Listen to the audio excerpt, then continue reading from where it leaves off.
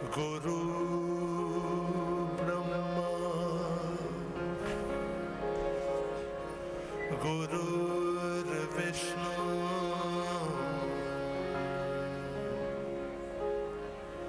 गुरुर्देवो महेश्वरा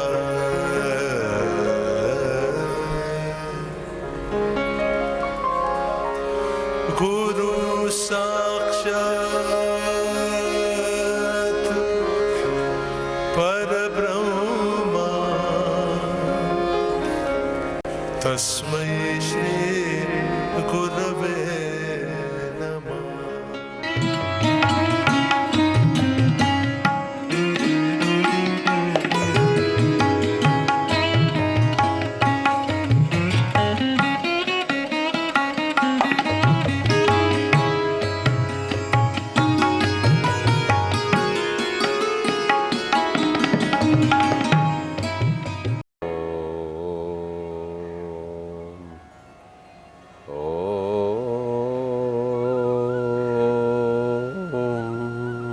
आइए अभी हम आप उस प्रभु परमात्मा का स्मरण करते हैं जो सब जगह पर है, सब समय में है, हर परिस्थिति में हमारे सामने है।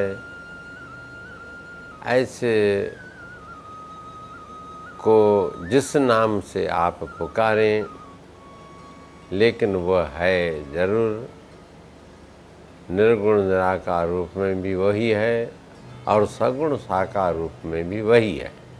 हम आपका जो इष्ट है उसको प्रत्यक्ष है ऐसा मान करके, ऐसा जान करके, ऐसा समझ करके आप याद करेंगे, पुकारेंगे तो वह अवश्य हमारी इच्छाओं की पूर्ति करेगा। इसमें कोई भी संशय नहीं है। तो इस प्रकार से उसको पुकारना है। हरि मैं तेरा हूँ तेरा, तन मन तेरा, धन भी तेरा, बल बुद्धि वाणी तेरी, जो कुछ है सो तेरा, ना कुछ इसमें मेरा। इसमें मेरा कुछ नहीं है, जो कुछ है सो तेरा है। यह भक्ति का पक्ष है। तवा हम पहला है तव माने तेरा, अहम तव अहम तेरा हूँ, हरि मैं तेरा हूँ तेरा। तो एक तो अपने आप को परमात्मा की संपत्ति समझो, या उसको समझो कि जैसे बंदर है वो बाजीगर के हाथ में रहता है। जैसे वो उठाना चाहे, जैसे नचाना चाहे, बिठाना चाहे, वो मर्जी का मालिक है। वह एक व्यापक शक्ति है, कंट्रोल करने वाली वही है। तो हमारे पास जो कुछ अपना हम मान बैठे हैं, यद्यपि है नहीं लेकिन मान बैठे हैं, ये तन मेरा है, मन मेरा है, धन मेरा है, वे हमारी बुद्धि है, ये बल है। जितना भी हम अपने वस्तुओं को समझ बैठे हैं कि ये हमारी है, ये वास्तव में मेरी नहीं और तेरी है, बस उस जगह पर इतना रखना है। जहाँ मेरा मेरा कहते हैं वहाँ तेरा तेरा कहो, ये भक्ति हो गई। मेरा कहा तो मार खानी होगी और तेरा कहा तो मुक्ति हो जाएगी। दो अक्षरों के अंदर अहम ममेति बध्यते जंतु, जीव बंध जाता है कि मैं हूँ और ये मेरा है। संसारी पदार्थ, शरीर है, पुत्र है, धन है, जो कुछ भी वस्तु दिखती है संसार की, संसार के पदार्थ, संसार के व्यक्ति और उनके साथ जो हमने संबंध जोड़ रखा, तो व्यक्ति पदार्थ भी कल्पित हैं और संबंध भी कल्पित हैं। अब इसको हटाना है। वह हटाना क्या है कि मेरा नहीं है कह करके तेरा है, बस आपकी मुक्ति हो जाएगी एक अक्षर के अंदर। अपना माना तो फंस गए और परमात्मा का माना तो भक्ति हो गई। 2 अक्षरों के अंदर गुरु महाराज बतला रहे हैं। हम क्या रखते हैं वृत्ति कि जो कुछ है सो मेरा, मेरा मुझको अर्पो, क्या लागे तेरा। ऐसी वृत्ति गिराने वाली है। मागृद कस्य स्विधनम ईशावास्यमिदं सर्वम यत् किंचित जगत्याम जगत। उपनिषद पहली ईशावास्य नामक, उसमें भगवान क्या कह रहे हैं कि ईशावास्यम इदम सर्वम जगत, ये संपूर्ण जगत चर अचर यानी जड़ चेतन जितने भी हैं, दिखने में पदार्थ, वह सब क्या है?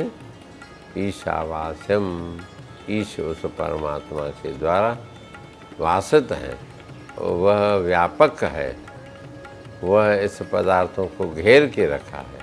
अंदर बाहर भीतर सब जगह प्रभु परमात्मा की ही सत्ता से, उसकी सत्ता है, उसके भासने से ही यह सब जगत भासता है।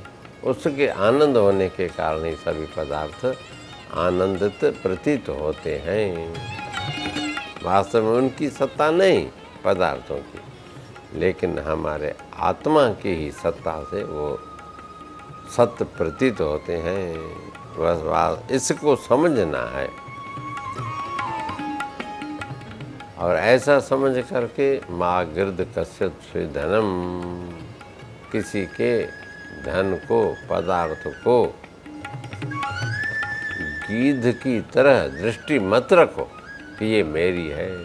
बस ये वेदों का सार, शास्त्रों का सार, संतों का सिद्धांत ये एक इतना ही है। मैं मेरे को हटा दो बस, दिल से, लेकिन बाहर से नहीं। मैं है मन की।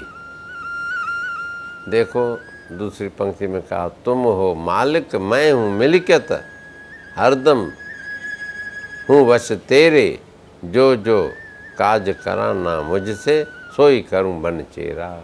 मैं नौकर होकर के तेरा काम करता हूँ, मैं मैनेजर होकर के करता हूँ। आप मालिक हो और मैं आपके मैनेजर हूँ। फिर घाटा हो या फायदा हो, हानि हो, लाभ हो, आप उससे न्यारा हो जाएंगे। एक नौकर था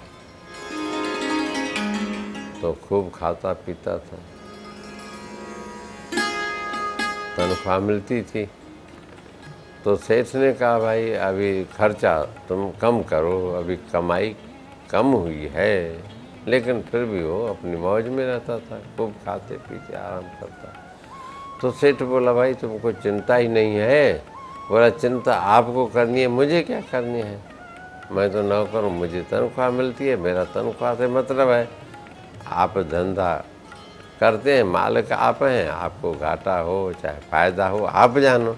मैं तो हमेशा मस्त में रहूँगा, मस्ती में रहूँगा। इसी प्रकार भगत, ये जीव अपनी मस्ती में रहता है और मालिक जाने संसार का ठेका हमने नहीं ले रखा है कि इसको पैदा करना है, इसको पालना करना है, इसकी रक्षा करनी है या इसी को बदली करना है। ये सब भगवान जाने, हम आप निश्चिंत हो जाएं। संसार है, कोई कुछ कहेगा, कोई कुछ कहेगा, अनेक प्रकार के आदमी मिलेंगे, अपना अपना सुझाव देंगे, अपना राय देंगे, अपना मतलब सिद्ध करेंगे, स्वार्थ की बात करेंगे। आप उसके चक्कर में कभी नहीं आवे। जैसे स्त्री पुरुष रूप में भगवान शंकर और पार्वती साधारण मनुष्य रूप में चले तो बैल था, तो पार्वती जी ने कहा कि मैं बैल पर चढ़ती हूँ, आप पैदल चलो। बोला ठीक है, चलने लगा। तो कुछ लोग रास्ते में मिले, भाई तुम कैसे हो, स्त्री को तो बिठा लिया बैल पर और तुम पैदल चल रहे हो, मालिक तुम हो, तुम नौकर हो क्या? बोला ठीक है।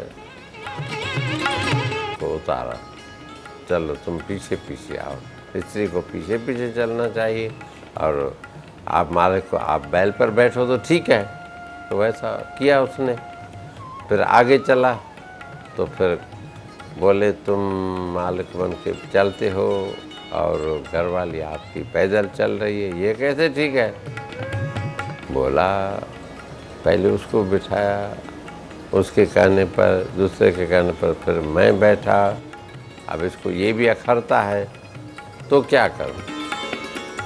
तो कहा कि अच्छा तुम पैदल चलो, दोनों पैदल चलो, बैल है उस पर बोझा नहीं होना चाहिए। फिर अपने पैदल चलने लगा। चलते चलते फिर तीसरे किस्म के आदमी मिले, वो बोला तुम पैदल चल रहे, बैल किसके लिए है? तो फिर आ गया उसके मन में, भाई बैल बराबर हमारे लिए है, मैं तो बैल के लिए नहीं, बैल हमारा है, हमारा काम है इससे काम लेना। तो दोनों बैठ गए। अभी उसको संतोष हुआ आदमी को जो बोल रहे थे, अभी चलने लगे। तो पहले देखो स्त्री को बिठाया, वो भी पसंद नहीं आया, फिर स्वयं बैठा, वो भी पसंद नहीं आया, अब दोनों बैठे। तो बोला कि इस प्रकार ठीक है भाई, अभी आगे चला तो ये गरीब बेचारा बैल, आप तगड़े हो, पहलवान हो, आप दोनों इस पर बैठे हो, उसकी कदर करो। वो बेचारा बोलेगा तो कुछ नहीं, जानवर है आखिर, तुम तो पैदल भी चल सकते हो। तो दोनों उतर गए, बाबा पैदल चलो।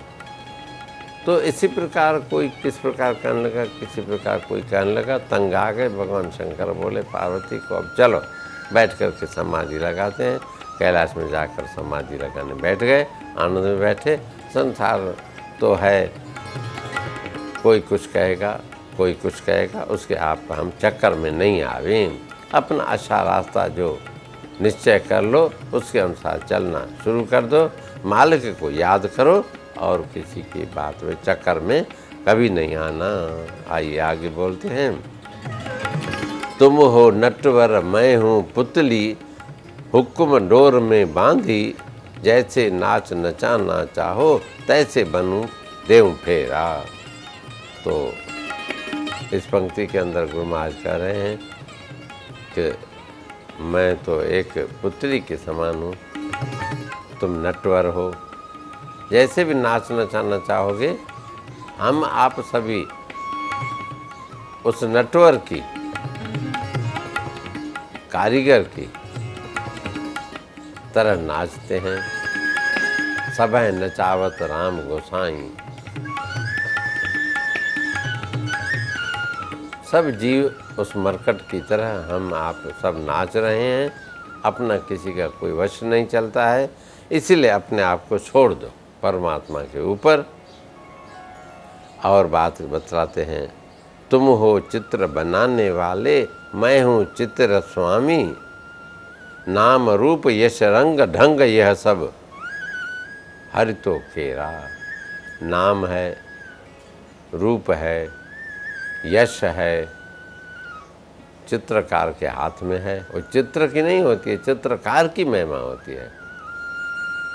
जो कारीगर कला करने वाला है उसकी महिमा होती है, कला की नहीं होती है, लेकिन कलाधारी की, कलावान की होती है। तबला बजाने वाले की होती है, किस प्रकार से गत बजाता है। तबले की महिमा नहीं होती, भाई हाथ अच्छा फेर रहा है कलाकार, हारमोनियम है, या कोई भी कार्य करो तो जस के भागी आप बनोगे, चाहे अपजस के। बाकी उस चित्र की महिमा नहीं। इसी प्रकार ये जगत हमारा जो दिखता है परमात्मा की बनाया हुआ है। हम जगत की निंदा करते हैं, ये गलती है। जगत की निंदा माने जगत के बनाने वाले की निंदा हुई, तो जगत की कभी भी निंदा नहीं करनी चाहिए, ये ध्यान रखना चाहिए। आप जल्दी से हम कहते कैसा जगत बनाया है, कैसा गलत बनाया है, इस प्रकार की व्याख्या करते हैं। जैसे दर्जी है, अच्छा कुर्ता बना के देता है तो आप इनाम उस दर्जी को देते हैं, कोई कुर्ते को नहीं शाबाश मिलती है, कुर्ते को कोई हार नहीं पहराएगा, कुर्ते को कोई पुरस्कार नहीं देगा, लेकिन कुर्ता बनाने वाले को देगा। इसी प्रकार वो परमात्मा जैसे चलावे, वो मर्जी का मालिक है। एक कुत्ता था, अपना स्पीड संभाला कि मैं 1 घंटे में 20 किलोमीटर दौड़ सकता हूँ। सोचा कि अभी 50 किलोमीटर है तो 2.5 घंटे में हमारा काम हो जाएगा। बड़ी खूब तैयारी करके जिम भागना शुरू किया तो एक गांव के पास पहुँचे तो कुत्ता आकर इसको घेर के भौंकने लगे, रोकने लगे। थोड़ी देर रुक गया, स्पीड उसकी ढीली हो गई और कुत्ता को देख करके भौंकता जरूर है। आदमी पर भले न भौंके, लेकिन कुत्ता देखेगा दूसरे गांव का है, दूसरे मोहल्ले का है, तो उस पर जरूर भौंकेगा, झपटेगा, उसको मारने का प्रयत्न करेगा। श्वानम दृष्ट्वा भौंकते, ऐसा संस्कृत में कहना है, तो कहावत है। तो आगे चला तो वो बोला कि इस प्रकार से मैं चलूँगा तो पहुँच नहीं पाऊँगा, 2.5 घंटा क्या 2.5 दिन भी लग जाएंगे। सामना करूँगा, बैठ जाऊँगा, डर जाऊँगा। तो स्पीड पकड़ा जैसी उसने निश्चय किया था, और किसी की सुनना नहीं, किसी की तरफ देखा नहीं। भौंकता है, कोई भौंकने दो, हस्ती अपनी चाल चलता है, कुत्ता भौंके तो भौंकने दो। यह कहावत उसको याद आ गई, अपने खूब रफ्तार से पहुँच गया, 2.5 घंटे के अंदर पहुंच गया। सांस उसको थोड़ा फूलने लगा, ठंडी सांस उठाया, बोला किसो देखो निश्चिंत होकर के मैं पहुंच गया। तो हम आप भी इसी प्रकार कोई भी निश्चय कार्य कर लें, समय मुकर्रर कर लें, उसके अनुसार काम करेंगे तो निश्चिंत होकर के बैठ सकते हैं। हम आप डुलायमान नहीं हो, निश्चयात्मिका बुद्धि रखनी चाहिए। व्यवसायी आत्मिका बुद्धि रेके है कुरुनंदन। हे अर्जुन, तुम निश्चय वाली एक बुद्धि रखो। अभी आगे कहा, आप अंगी मैं अंग हूँ तेरा, अलग सता नहीं धारूं। कहे टेऊ मैं कहने मात्र, सब तू है मैं हेरा। मैंने यह निश्चय किया, सदगुरु टेऊराम महाराज का भोग पाते हुए सतगुरु स्वामी शांति प्रकाश महाराज कह रहे हैं, बोल सतगुरु टेऊराम महाराज की जय, सतगुरु सर्वानंद महाराज की जय, सतगुरु स्वामी शांति प्रकाश महाराज की जय। हर महापुरुष अपने अपने जगह पर पूजनीय हैं, वंदनीय हैं, अनुभव करते हैं।